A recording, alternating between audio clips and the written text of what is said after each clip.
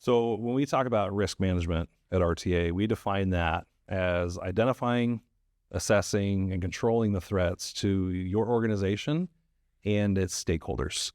So for us, that's really critical in making sure that you're not surprised by issues that pop up, that you're staying on top of work, that you're taking the steps necessary to make sure that you can continue going as an operation.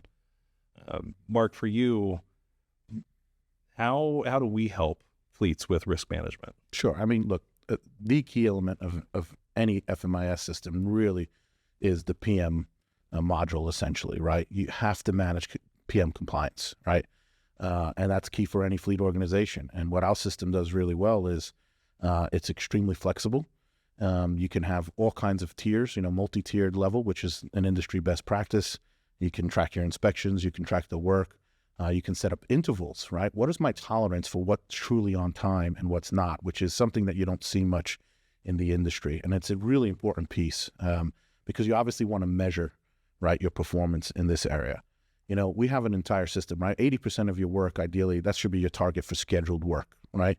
And where you're catching most of that is during that PM program, right? And either you're able to address it immediately or you're identifying, hey, these brakes are okay for now, but I'm going to need to change them in the next few weeks, right? And getting that work scheduled, making sure I have the parts. And then that drives everything else, right? And in doing so, and in having that record keeping and making sure you're in compliance, you're protecting your organization, right? It's as simple as that, right? You have to be able to show that you've done your due diligence, right? The world of the court system in most of the Western world is, did you do everything reasonable that someone in that position ought to have done? And it certainly is reasonable, to be tracking those kinds of compliance pieces. Yeah. But a piece that I really like as well is we've added this fleet wiki, right? Which is essentially enables folks to manage all of their policies and procedures and work instructions if they choose all in one spot, right? Announcements, what's new, what changes, that kind of a thing.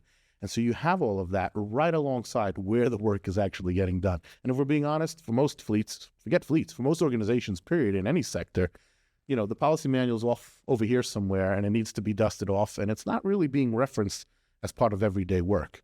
And we marry the two. We put them right next to each other so that, you can make sure you're doing things the way you ought to be doing them as you're doing them, right? I think that's a really key piece.